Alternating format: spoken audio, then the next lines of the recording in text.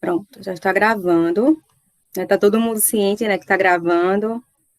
Essa gravação dessa aula vai ficar lá disponível para vocês também na pastinha do Google Classroom. Para qualquer dúvida que vocês venham ter, eventualmente, vocês poderem rever, né, a aula. Então, primeiramente, eu já vou compartilhar aqui a minha tela com vocês.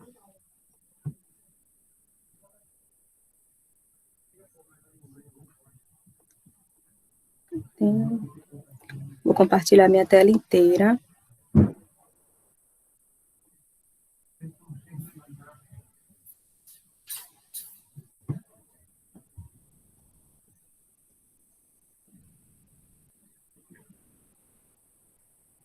Pronto.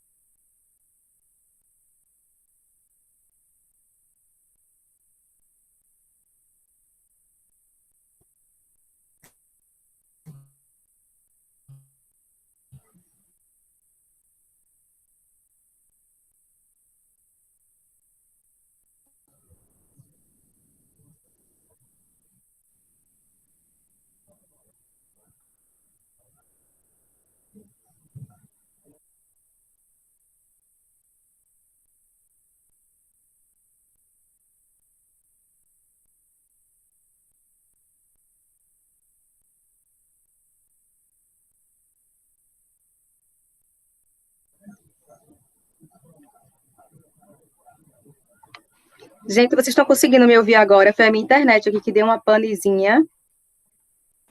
Sim, agora sim. Aí caiu. Deixa eu compartilhar novamente aqui a minha tela. E o aplicativo já rodou. Eu coloquei aqui, ó, o nome de todo mundo. Coloquei aqui, ó, o nome de todo mundo. E a sorteada foi a Vanessa. Certo? Então, a Vanessa ganhou o livro. Aqui, eu coloquei o nome de todo mundo e cliquei para sortear. E apareceu a Vanessa, certo? Aqui, foi bem assim, né? Pela internet mesmo, eu coloquei os 8 nomes das pessoas que estavam participando das atividades. A Vanessa não está aqui, né, Vanessa? Deixa eu ver. Pronto. Então, gente, eu vou colocar. Vocês estão me ouvindo direitinho? Tá dando para me ouvir? Sim, sim. Ouvindo normal. Pronto. Então, eu vou colocar agora a apresentação. Aí depois eu vou querer comentar um pouco sobre as respostas de vocês do texto que eu li, dos textos. Então, assim, eu notei, né, que a maior dificuldade de todos, né, que a maioria colocou nos textos foi a questão da escrita a lanche, né, que é a questão de você escrever todos os dias um pouco, porque nem sempre a pessoa está inspirada a escrever, né, e muitas vezes, assim, com a questão do home office, então, meio que a rotina da gente fica difícil, né, a questão da rotina. Então, a questão, assim, da escrita, o ideal é que se escreva, tire um tempo, não precisa ser 40 minutos, ou não precisa ser um período tão longo, você que estabelece o tempo, né? Mas o ideal é que se escreva todos os dias alguma coisa, sabe? Então, escrevendo todos os dias alguma coisa, vai se criando uma rotina, né? Um hábito, né? A gente vai tornando a escrita um hábito, né? E esse hábito vai facilitar muito a nossa vida quando a gente precisa cumprir algum prazo de entrega de algum texto, né? Então, melhora a qualidade da escrita e melhora também, facilita, né, a nossa vida, principalmente para a gente na academia, que nós temos prazos, né, a serem cumpridos para escrita de textos, né? E quando a gente vai pouco a pouco se antecipando, né, escrevendo um pouco todo dia, então naquele dia que você está com mais inspiração, você escreve mais. Naquele dia que sua inspiração estiver menor, que você estiver um pouco sem vontade, você escreve menos, mas contanto que escreva alguma coisa. E quando você menos esperar, você já vai estar com o seu texto todo pronto, né? Então, a ideia é justamente essa. Um minuto aqui.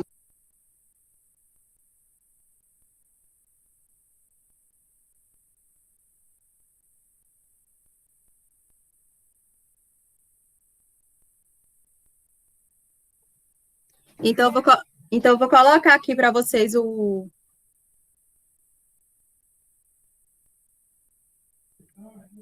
Então, eu vou colocar para vocês aqui o PowerPoint da apresentação de hoje, sobre que a gente vai mais para essa pegada.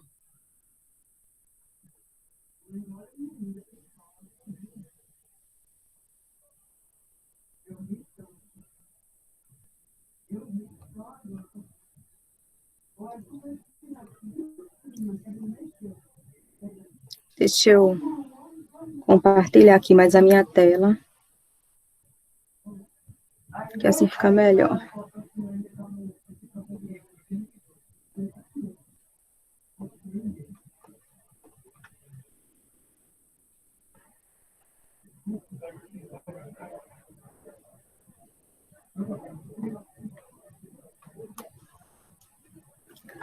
Pronto.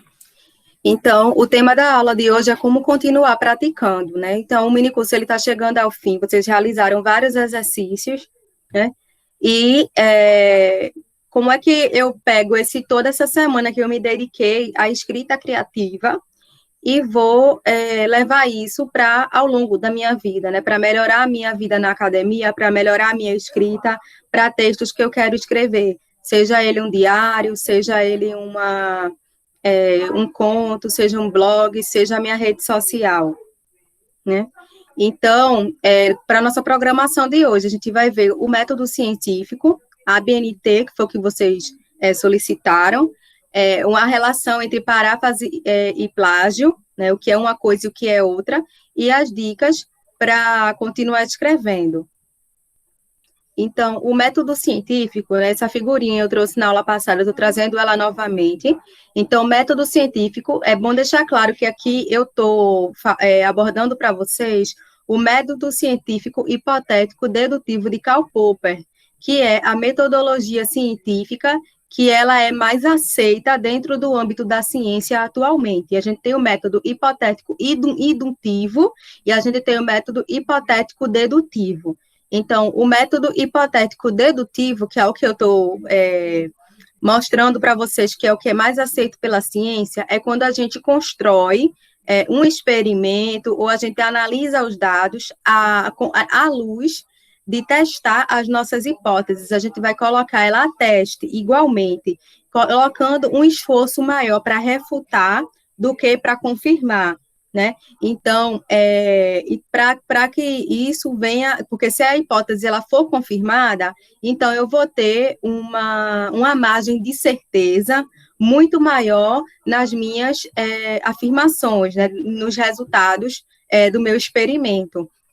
Então, tudo começa com uma pergunta, e nessa pergunta eu vou criar o quê? As minhas hipóteses, e as minhas hipóteses é justamente as possíveis respostas que eu tenho para a minha pergunta, né? O meu problema, o problema que eu quero resolver com o meu projeto, com o meu estudo, isso, e a partir disso, eu vou construir um experimento ou vou construir uma base de dados, se for um estudo de sistemática, se for um estudo de meta-análise, né, onde a gente já pega, faz um compilado de trabalhos para fazer essa análise, e eu vou justamente colocar isso à luz das minhas hipóteses, né, para testá-las, eu vou submetê-las a teste, esse é o objetivo, né? Então, o desenvolvimento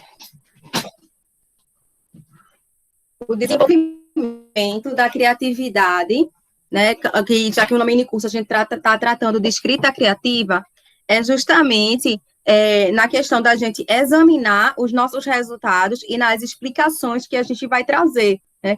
Porque, assim, a discussão do nosso trabalho, ela é o quê? Ela é argumentação. A gente quer conhecer, a gente quer convencer aquela pessoa que está lendo o nosso trabalho, né, da importância do nosso estudo e das nossas conclusões, do nosso ponto de vista, né? Então, a gente vai trazer uma argumentação com base nesses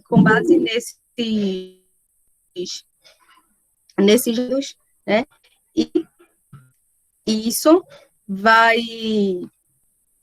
convencer ou não quem está lendo, né? Então, basicamente, discussão é argumentação.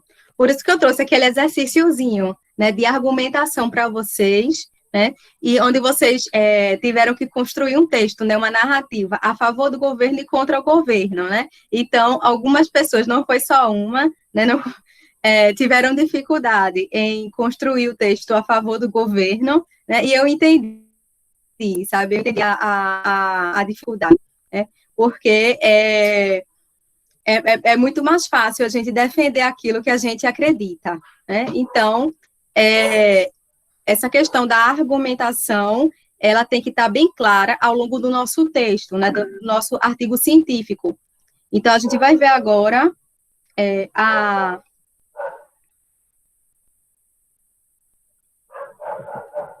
Deixa eu passar aqui, acho que travou. Deu uma travada aqui.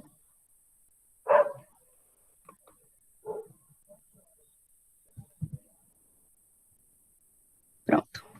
Foi agora.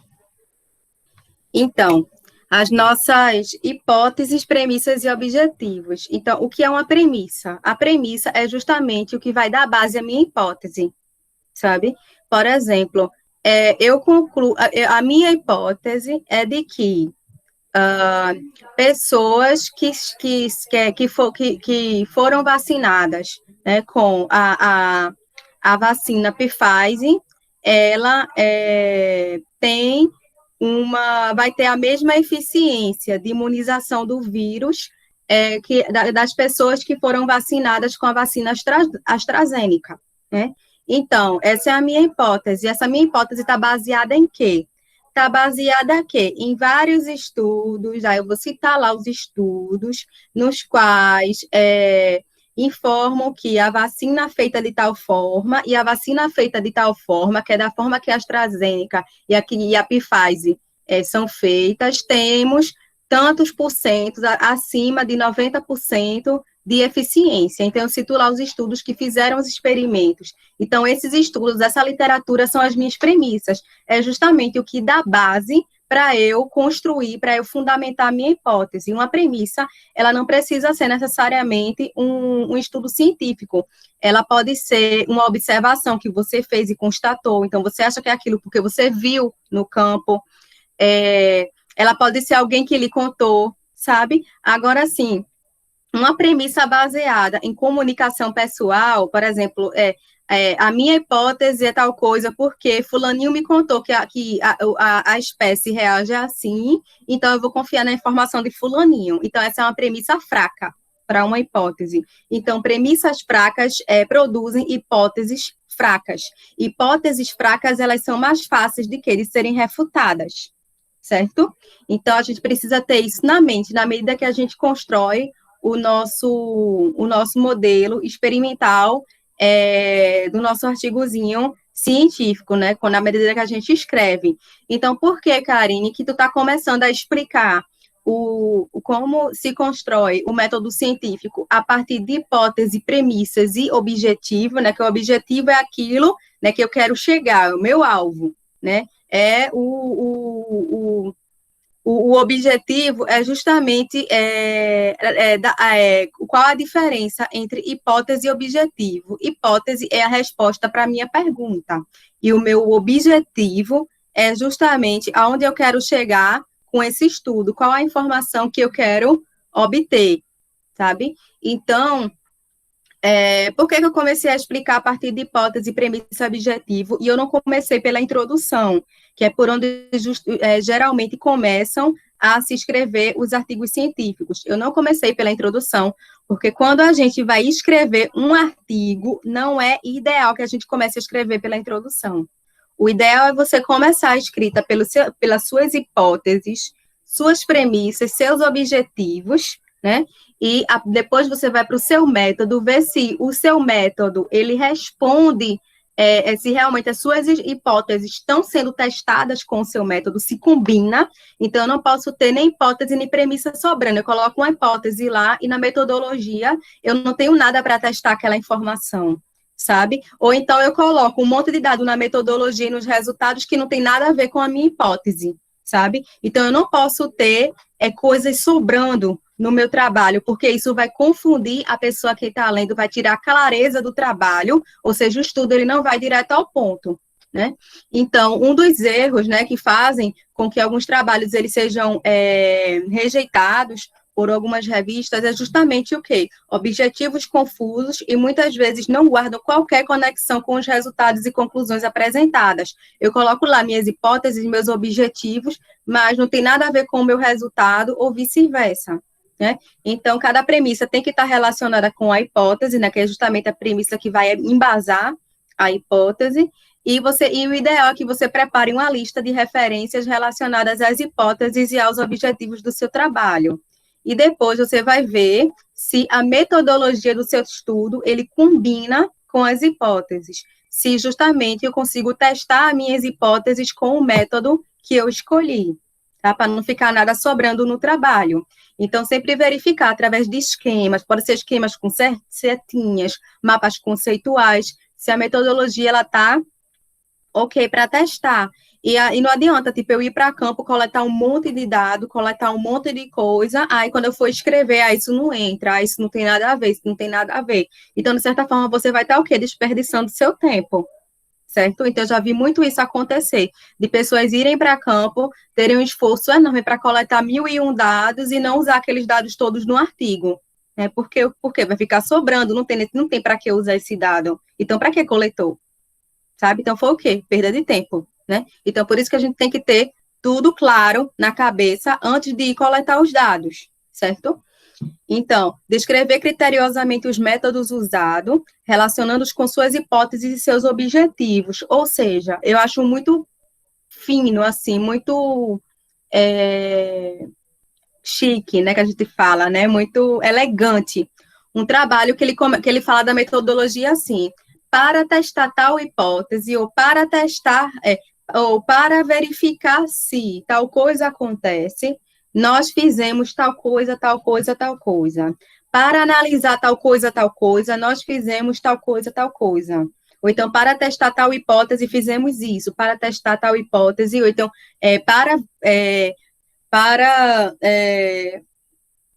para verificar tal coisa. Então, você relacionar as duas hipóteses e os teus objetivos com o teu método. Isso deixa o trabalho bem arrumadinho e fica bem claro para as pessoas que estão lendo. Então, por exemplo, um dos erros que fazem com que muitos trabalhos eles sejam rejeitados são métodos confusos e inadequados, né? Confusos é aquele método que você é da área, aí você coloca lá tudo resumido, né? Aí você acha que na sua cabeça tá tudo ok, mas para uma pessoa que muitas vezes nem é da sua área, ou que nunca fez aquele método na vida, vai ler o seu trabalho e não vai entender nada. Por quê? Porque você não esclareceu, não descreveu o método detalhadamente o suficiente para que outras pessoas possam entender, sabe? Muitas vezes eu já vi assim, pessoas reclamando que eu estava numa banca de seleção de projeto e o avaliador, ele perguntou qual era o microscópio ou qual era algum equipamento que eu ia usar e tal para fazer tal análise. E como é que eu vou saber se eu não fiz ainda? Tem que saber, sabe? Porque o método ele precisa ser replicável. A pessoa precisa olhar para o seu método e ver que realmente ele é possível de ser feito, possível de ser replicado. Isso traz o quê? Veracidade e credibilidade para o teu trabalho. Né? Então, descrever os métodos detalhadamente. Então, a método tem algumas revistas, como, por exemplo, a Science, pronto, a Science, ela coloca os métodos no fim do trabalho, sabe? Às vezes você lê introdução, justificativa, você lê a discussão do trabalho, e lá no finalzinho é que vem o método. Por quê? Porque eles pedem o método tão detalhado, de uma forma tão detalhada, tão minuciosa, que eles preferem que na formatação da revista ele venha por último, porque se a pessoa se interessar de ler o método, como foi feito, a pessoa vai lá e lê por último, sabe? Mas para quem é da área mesmo. Né? Então, outra coisa também, se você puder representar o seu método com fotos, né, com esquemas, né, para mostrar se você utilizou um modelo experimental, né, se você fez um experimento, então tem que ter, de praxe, para uma boa publicação, você ter fotos do experimento, né, do material que você usou no seu experimento. Tudo isso fortalece a eficácia do teu método.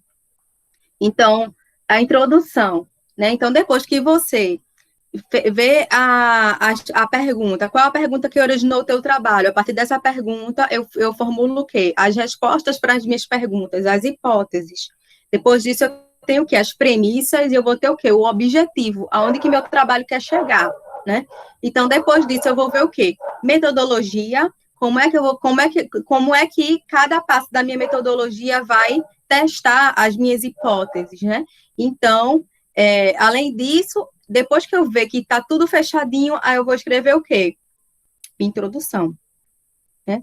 Então, a introdução é justamente o cartão de visita do artigo.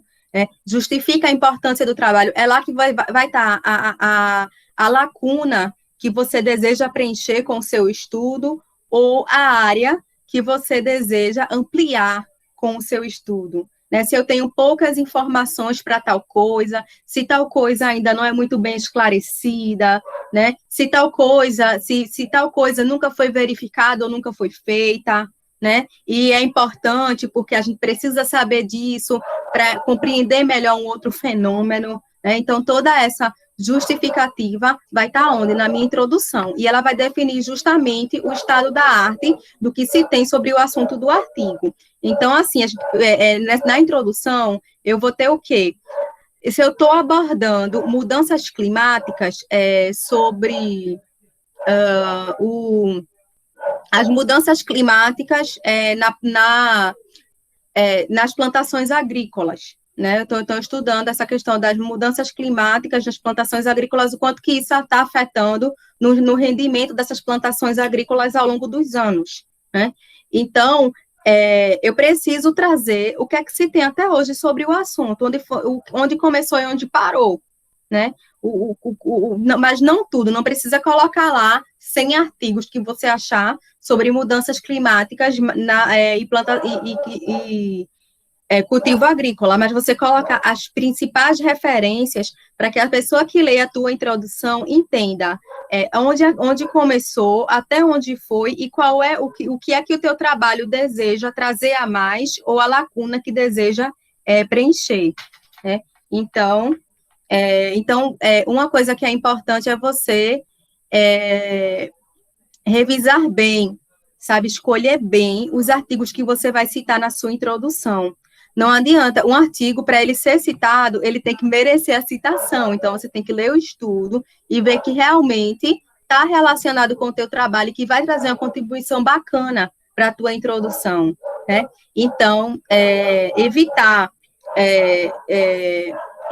citar artigos que são muito antigos, então é muito complicado você achar o documento original, né? Então a pessoa que for revisar o teu artigo, né, o revisor, ele vai ver que tu não foi na referência original, que tu copiou de fulaninho que citou, mas não colocou o APUD, sabe? E, além disso, você fica naquela coisa, sabe, da fofoca, sabe? Fulaninho citou no dele dessa forma, mas você não foi na fonte original para saber se o autor queria dizer aquilo mesmo, sabe? Então, evitar citar esses artigos que... Não é que você vai evitar citar artigos antigos, tem artigos clássicos que eles merecem ser citados, mas quando esses clássicos eles estão disponíveis, você consegue acessar a fonte original de forma tranquila, né? E não um artigo que foi citado por fulaninho, não consegui achar, não sei onde está, e eu coloco lá e não coloco o APUD para fulaninho,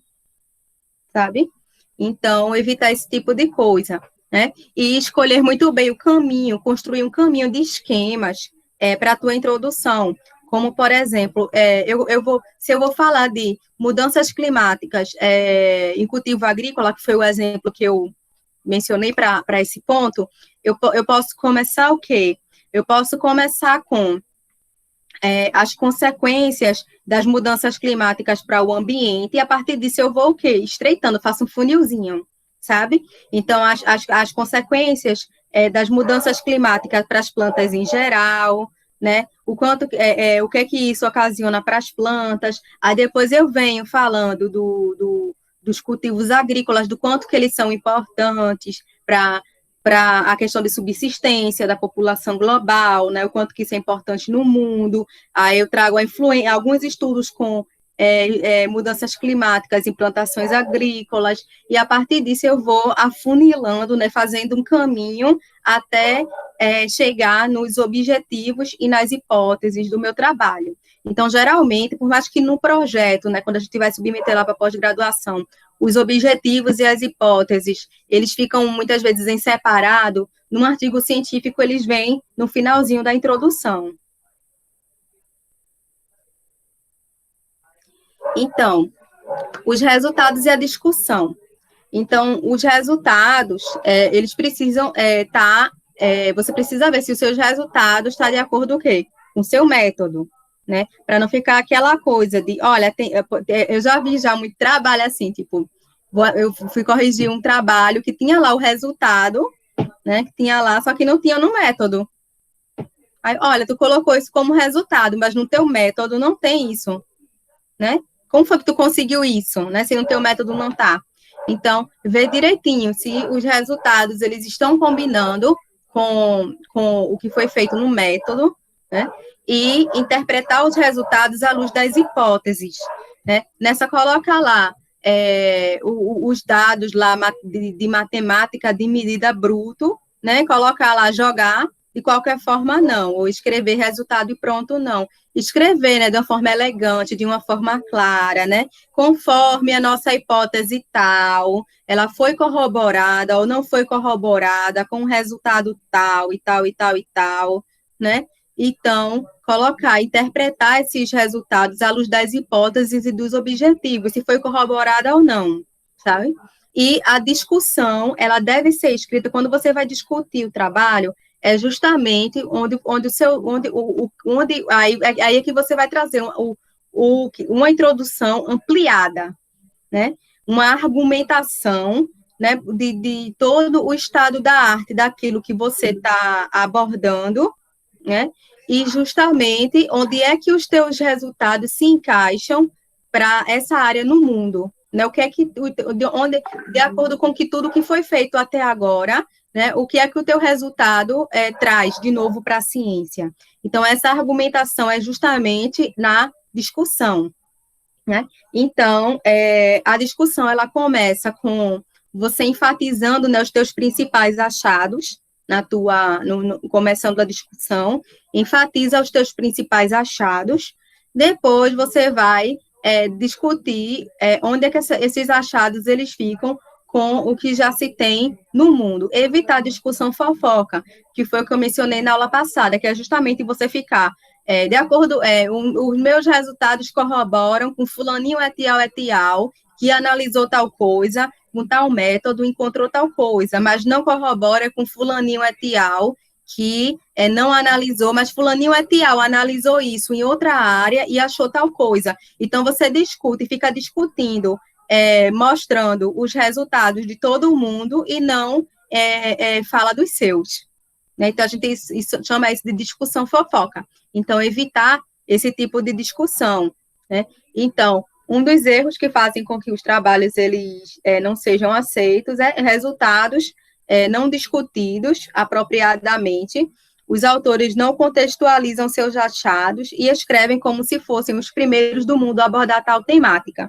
Esse erro ocorre quando a pessoa ela não faz a pesquisa de revisão bibliográfica da forma que deveria ser feita, sabe? Então, você acaba não citando, não discutindo os teus dados com artigos que são relevantes para a área, né, e que estão relacionados com os teus resultados, e o revisor manda de volta, olha, inclua tal artigo, tal artigo, tal artigo, acho importante, tal artigo também está relacionado e você não colocou, né? Então, procurar direitinho para definir o estado da arte de acordo com o que o teu estudo está abordando. Né? E a conclusão e as perspectivas futuras é justamente o fechamento do teu trabalho, e ele pode vir no final da discussão ou separado no artigo como conclusão ou então considerações finais. Né?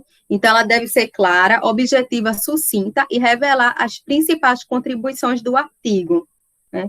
Então, então, evitar estar repetindo resultado na discussão. Não é isso, você não tem que estar repetindo o resultado na discussão do teu estudo. Né?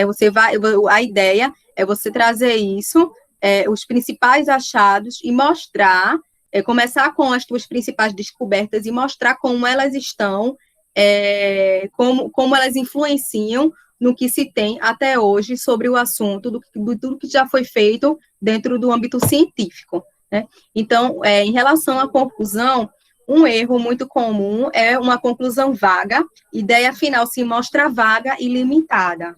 Né? A pessoa coloca lá aquela conclusão assim, concluímos tal coisa e ponto. Né? Uma coisa vaga, assim, que não está direcionada, não está específica. Né? Então, a ideia é você fechar de acordo com o quê? De acordo com o teu objetivo e as tuas hipóteses. Teu trabalho reforça o quê? Isso é a tua conclusão. Certo? Então, a BNT, o que é isso? Né? O que é a ABNT?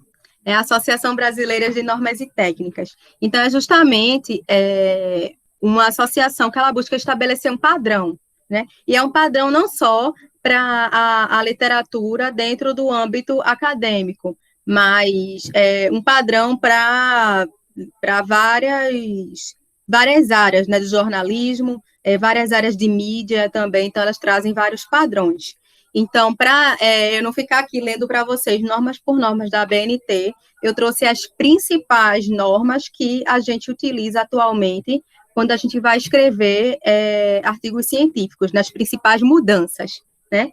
Então, as principais mudanças, né, que teve na ABNT, na verdade, não é nenhuma mudança, na verdade, isso aqui já é de praxe, que é justamente a gente citar o autor, né, o último nome do autor, entre parênteses, né, quando a citação ela é direta ou indireta, a gente cita entre parênteses, quando é um autor, entre parênteses, vírgula e o ano. Quando são dois autores, né, a gente separa por ponto e vírgula o último nome dos autores. Quando são três nomes, aí quando a gente tem aqui um exemplo de fora dos parênteses, quando está no meio do texto, né? E aqui dentro de parênteses, quando eu trago no final do texto. Então, quando eu tenho três autores, então eu coloco Almeida, Lago e com Ezinho Rocha, entre parênteses o ano, né? E aqui, quando eu tenho mais de 3 autores, eu coloco a expressão etial. Então, a mesma coisa, quando eu vou citar também aqui dentro de parênteses, se eu tiver mais de 3 autores no artigo, então coloco etial, né? Tudo isso é para o texto não ficar muito poluído, né? Não ficar aquele monte de autor para dentro de parênteses para uma única citação, meio que corta, né? O fluxo de quem está lendo o texto. Uma mudança que teve, que eu achei assim, né, interessante trazer, é justamente quando eu faço uma citação direta, né, que é aquela citação literal, que eu realmente copio o fragmento daquele autor, do que ele disse, né? Então, eu coloco aqui, ó, num recuo maior, e coloco aqui em espaçamento simples, quando eu tenho aqui, ó, mais de três frases, eu copiei literalmente o que ele disse, e eu tenho que colocar o último nome do autor, o ano e a página onde está essa afirmação que eu tirei. E nas referências, né, dessa citação direta, eu preciso colocar o primeiro nome do autor por extenso. Isso aqui muda, né? Agora, na citação indireta, eu não preciso colocar o primeiro nome do autor por extenso nas referências, e eu não preciso colocar aqui, ó, a página, né? Então, e o que é, Karine, citação indireta? Citação indireta é justamente você parafrasear. Como é que eu vou parafrasear? Não é, muita gente acredita que parafrasear é você substituir várias palavras no texto por outras palavras que querem dizer a mesma coisa, por sinônimos. Substitui aí uma palavra ou outra, né, e cita. Não, isso a gente chama de plágio, né, de plágio conceitual, né? Então, eu não posso substituir por sinônimos, eu preciso escrever com as minhas palavras o que o autor quis dizer, para tornar o meu texto fluido, né, e de forma clara e objetiva para quem está lendo, né? Então, isso é uma paráfrase, né?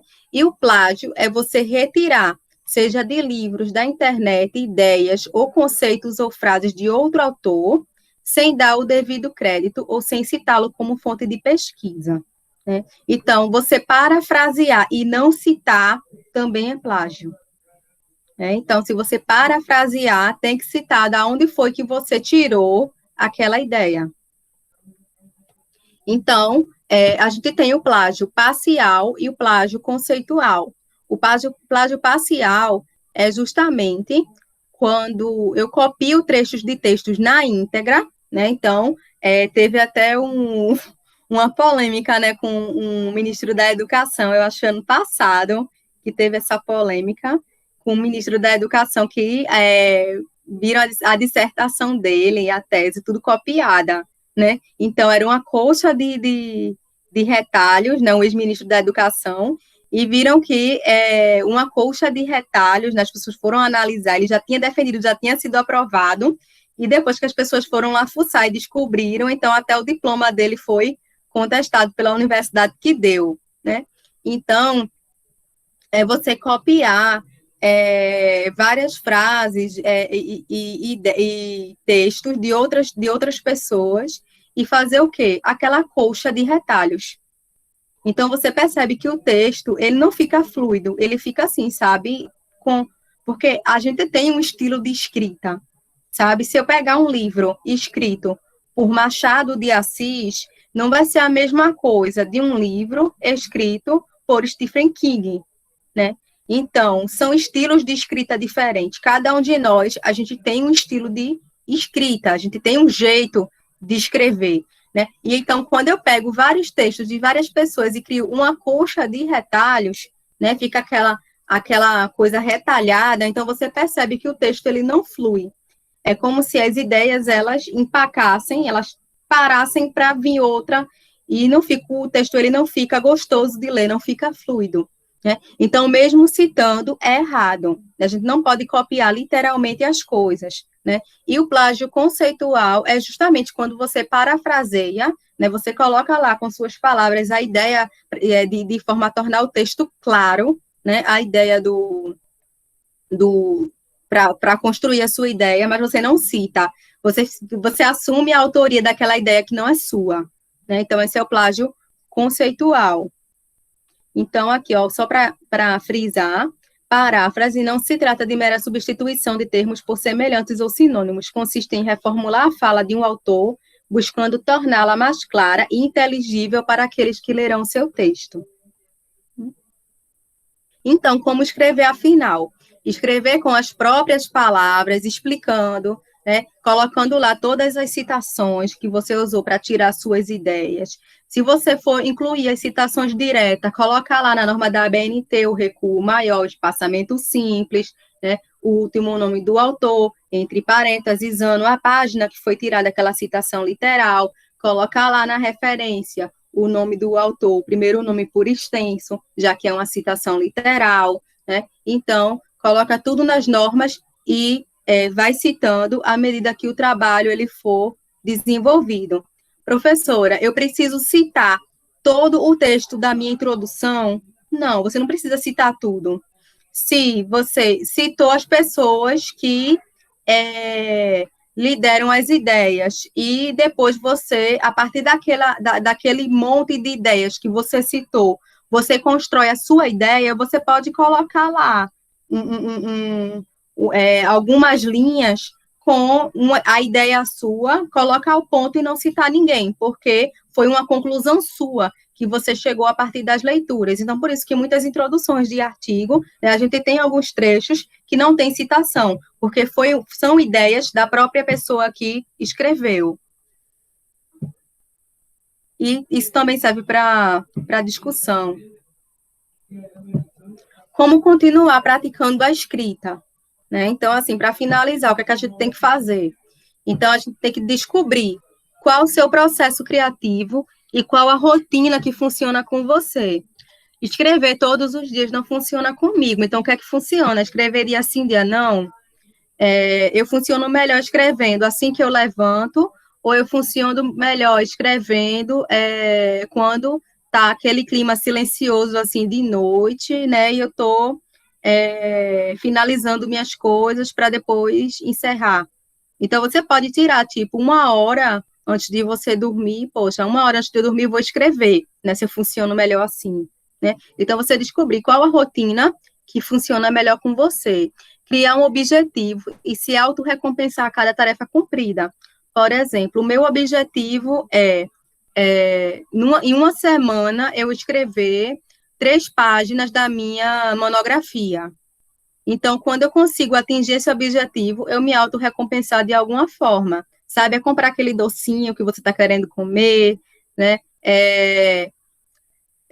Sair, assistir aquele filme que você quer ler, tirar um dia para relaxar e ficar lá maratonando a sua série. Então, você precisa se recompensar de alguma forma a cada objetivo que for cumprido. Isso vai te dar mais reforço e mais munição para continuar desenvolvendo a tua escrita. E se arriscar, né? Rascunhar não é pecado, né? Não precisa assim, tipo, eu escrever, eu preciso escrever quando eu já tiver com tudo claro na minha cabeça. Muitas vezes a gente começa a escrever e à medida que a gente vai escrevendo, é que as ideias elas vão se organizando. Quem aqui nunca começou a escrever um texto e de repente você escrevendo, você mudou de ideia em relação ao texto, né?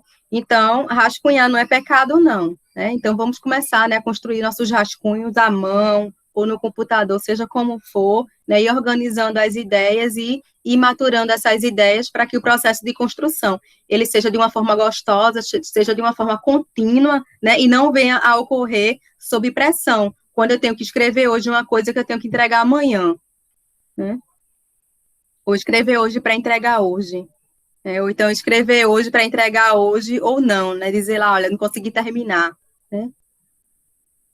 Criar uma rotina de escrita, que nem eu falei, né? Descobrir o que é que funciona com você no começo, né? Você descobre como funciona e cria uma rotina.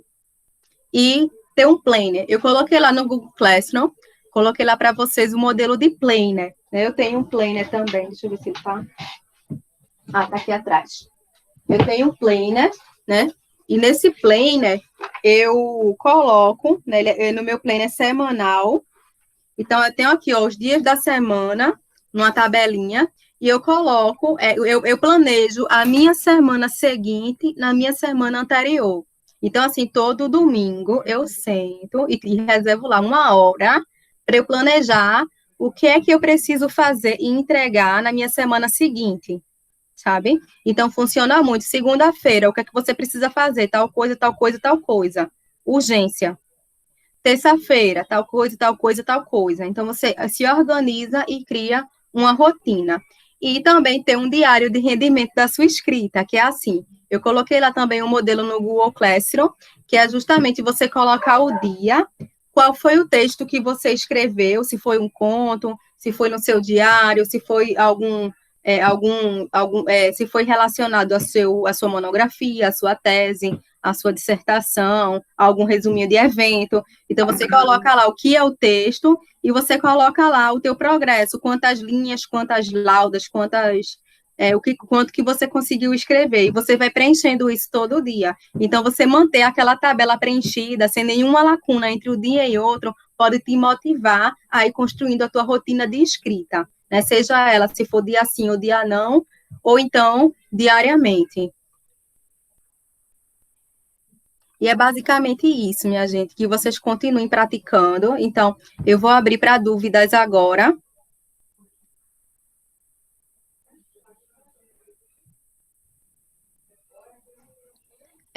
Eu queria parabenizar vocês pelos textos, né? Eu percebi que vocês se esforçaram muito na entrega das atividades, e eu percebi a evolução, né, na escrita de vocês no decorrer da... Vocês começaram tímidos e depois foram se soltando, né? E terminou com aquele textão, né? Então, eu acredito, assim, que o objetivo do minicurso, ele foi cumprido, para todos que se empenharam em executar as atividades e a participar, né, de forma responsável, né, de forma disciplinada, né? E uma coisa que eu reparei, assim, né, uma dúvida em relação ao texto de vocês é a questão do início e do fechamento de ideias. Por exemplo, eu começo uma ideia. Se a minha ideia terminar em uma linha, ponto. Coloco o ponto e já começo outra, sabe? Então, tem uma receitinha de bolo que ela é bem legal, sabe? Que, por exemplo, se você começa uma ideia, termina um ponto, já começa outra ideia. Ou então, você não pode deixar a sua frase, uma frase com uma citação, o ideal é que ela tenha, no máximo, estourando 3 linhas. Mais do que isso, né? Não é legal, por quê? Porque a pessoa começa a ler e no final já não. E a sentença, a linha, é tão longa, né? Que você se perde e não consegue entender a ideia que aquela informação está transmitindo. Então, o ideal é que frases com citações, no máximo 3 linhas. Quantas linhas um parágrafo ele tem que ter? Receitinha de bolo, no máximo 13 linhas, 15 linhas estourando, né? Você fecha a ideia e já parte para a seguinte, né? Então, assim, a gente evitar ficar colocando várias ideias, e isso, e aquilo, e mais, e vírgula, e aí deixa aquela sentença enorme, 4, 5 linhas, com uma única sentença, aí depois coloca o ponto final. Aí você começa a ler, no meio do caminho se perde, chega o ponto final, você não sabe nem onde foi que estava no começo, né? Então, a gente se atentar direitinho ao início e ao fim da ideia, mesmo que a ideia só seja 3 palavras. Fulano caiu e bateu com a cabeça no jarro. Ou então, ela pegou a maçã. Ponto. Depois que ela pegou a maçã, ela foi para outro canto, e não sei o quê. Ela pegou a maçã, terminou a ideia, ponto. Né? Então, a gente fechar a ideia com ponto e iniciar outra, evitar estar se alongando para que a pessoa ela não se perca, o leitor que estiver lendo o seu texto não se perca ao longo do caminho. Então, isso foi uma coisa frequente que eu notei no texto de vocês, né? E que eu estou trazendo aqui um feedback que seria legal para vocês começarem. né, para vocês irem ajustando, né? Outra coisa legal também que eu sugiro com vocês é vocês escreverem os textos e pedir sempre para um amigo de vocês, né? Uma pessoa que você confia, né? Que você gosta, sempre tem, né? Aquela pessoa mais chegada. Ô, fulaninho, lê aqui para mim, nem mesmo que a pessoa não seja da sua área, sabe? Tem textos que é melhor até que uma pessoa da sua área nem leia, porque se uma pessoa que não é da área entendeu, significa que qualquer é possível de entender. Então, vocês comecem a trocar textos, né, entre si, né, se vocês quiserem.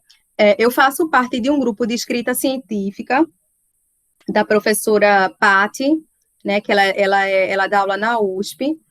Então, a gente tem um grupo no WhatsApp, e a gente está sempre praticando exercícios de escrita e trocando os textos entre os integrantes do grupo. Então, a gente avalia o texto um do outro, sabe? E são bem textos relacionados, assim, a essas atividades que a gente veio desenvolvendo ao longo do curso. E aí a gente tem o grupo de debate de artigos, né, porque é justamente para treinar a leitura e interpretação de artigos, e a gente tem, no caso, a Patrícia, que lidera o grupo, né, que é a professora da USP, e junto com outros professores de lá também, e a gente tem o grupo de escrita científica. Então, eu vou passar o contato dela no WhatsApp do minicurso agora, e se vocês estiverem interessados, né, em participar desse grupo, para vocês levarem, né, irem aprimorando ainda mais a escrita, então vocês podem falar com ela é super gente boa, e ela adiciona vocês no grupo para vocês começarem a participar das atividades. Então, assim, tem gente de todo canto, tem gente de São Paulo, né, tem uma moça da Argentina, então, assim, são várias pessoas que estão justamente treinando essa questão da escrita, né, escrita criativa. Certo, gente? É um grupo de escrita científica, só que o grupo de debate, que são dois grupos, a gente tem um grupo de debate de artigos, onde a gente debate artigos, né? E tem um artigo que todo mundo lê, a gente tem 2 reuniões no mês para debater esse artigo, né? É um artigo por mês, as reuniões são a cada 15 dias. E a gente tem, que é pelo Meet, e a gente tem um grupo de escrita.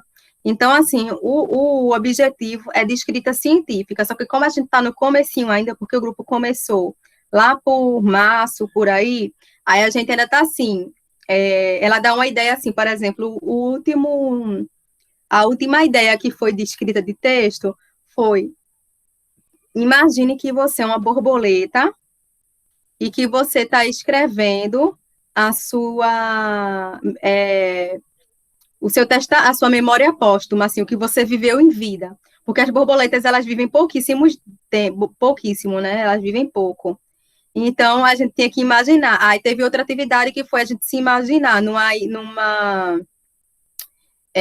se imaginar chegando numa ilha, o que você vê nessa ilha, sabe? E são as atividades, assim, bem viajadas, que é para a gente exercitar mesmo a criatividade e colocar a escrita para fora. Mas o objetivo é a gente ir avançando e chegar no âmbito científico.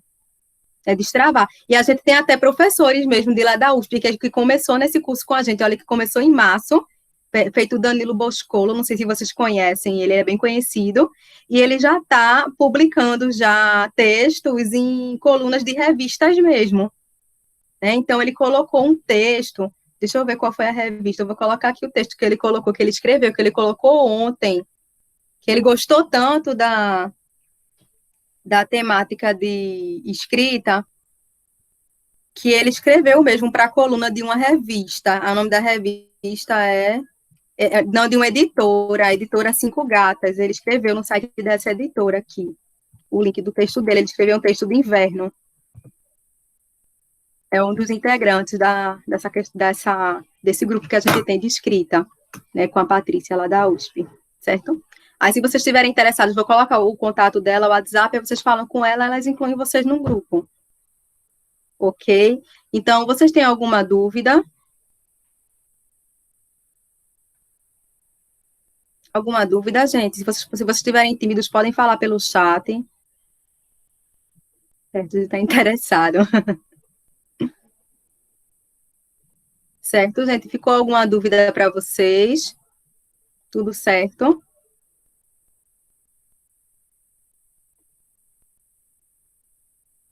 Sim, o que foi que você não entendeu muito bem, Stephanie?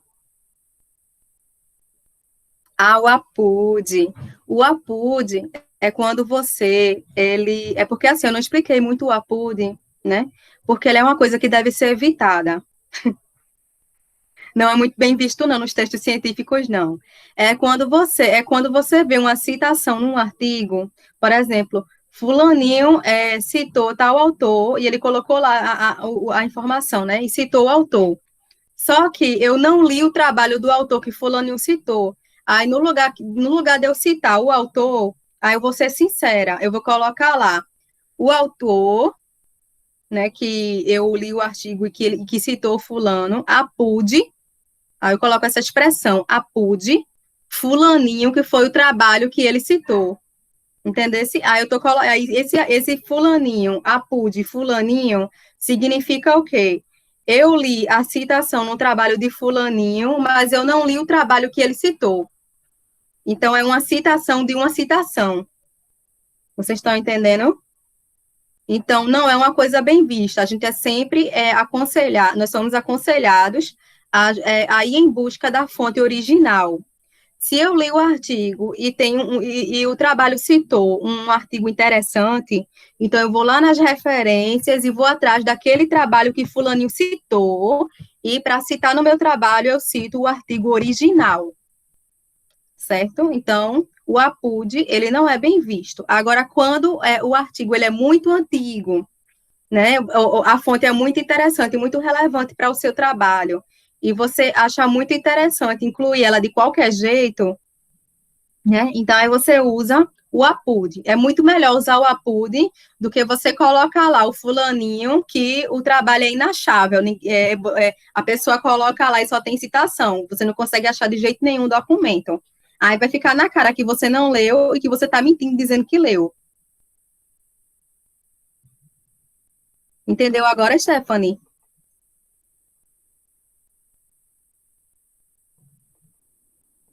Entendeu?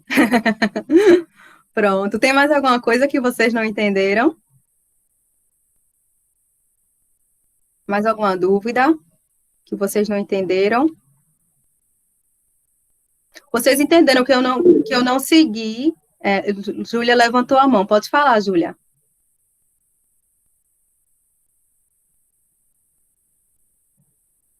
Júlia? Ah, foi sem querer. Pronto. Aí vocês viram que eu comecei a explicar, porque quando a gente vai ler um artigo científico, a gente começa com introdução, né, metodologia, aí depois a gente vem em resultados, discussão. Uma coisa que eu aconselho vocês é sempre escrever, por mais que a revista que vocês estejam interessados em submeter tratem resultados e discussão junto, que tem revista que quer resultado separado e tem revistas que colocam assim, resultados e discussão. Aí você mostra os resultados e discute ao mesmo tempo. Então, assim, o ideal é que vocês escrevam separados e depois juntem, quando a revista pedir resultado e discussão junto, mas escrevam separados. Por quê? Para justamente evitar que eu coloque resultados que não estejam discutidos apropriadamente. Então, é muito comum a gente ver aquele artigo que traz um monte de resultado, é quando vai discutir uma coisinha de nada, sabe? Então, a pessoa olha assim, vê logo que a pessoa fica com preguiça de ler e de construir a argumentação, né? Então, vocês construam separados os resultados, descrevam os resultados, e justamente para garantir que esses resultados eles estejam descritos da melhor forma, da forma mais clara, né, de forma objetiva, que eles estejam correlacionados com os métodos, né? Então, escrevam separados e juntem depois. É uma dica que eu dou, para evitar para que o artigo ele seja escrito da melhor forma possível. E eu não coloquei assim, na sequência que um artigo vem a explicação nos slides, justamente para mostrar o processo de escrita. A gente nunca deve começar a escrever um artigo pela introdução, certo? Então, a introdução a gente deve deixar por último, né? Então, a gente primeiro escreve a pergunta que motivou o trabalho, as hipóteses, os objetivos, então a gente vê se está tudo combinando, resultados, discute resultados, depois que você conclui tudo, é que você vai fazer a introdução. Aí que você vai ter mais peito, né, para chegar lá na introdução e apresentar da melhor forma possível o teu trabalho, né, o teu cartão de visita. Então, então a gente precisa entender, né, o processo de escrita, o processo do raciocínio científico que eu apresentei para vocês, que foi o método hipotético dedutivo, no qual a gente testa as hipóteses, né, para que a gente venha a estar arrasando aí nos nossos trabalhinhos publicados, certo? Mais alguma dúvida, gente? Todo mundo entendeu a PUD?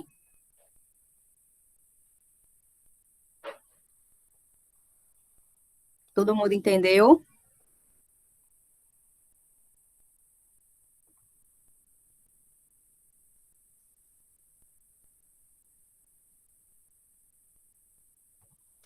Pronto. Ô, Vitor? Vitor? Oi, Karine. Pronto, vê só. Como assim, acabou que as atividades assíncronas, né, muitos ainda vão terminar, ficou faltando uma ou duas atividades para entregar, né, então acontece, né, porque o pessoal não tem só o minicurso, né, vocês têm graduação, tem trabalho, né, tem outros afazeres, né, então eu dei até domingo para que eles me entregassem essas atividades assíncronas, né, só que eu acho legal a gente terminar agora mais cedo, e esse tempo poderia ser utilizado também para o desenvolvimento dessas atividades assíncronas que ficaram pendentes. Acho perfeito. Se eles concordarem, tranquilamente. Aí no domingo tu me passa a lista para a gente gerar os certificados. Ok, eu vou terminar aqui a gravação.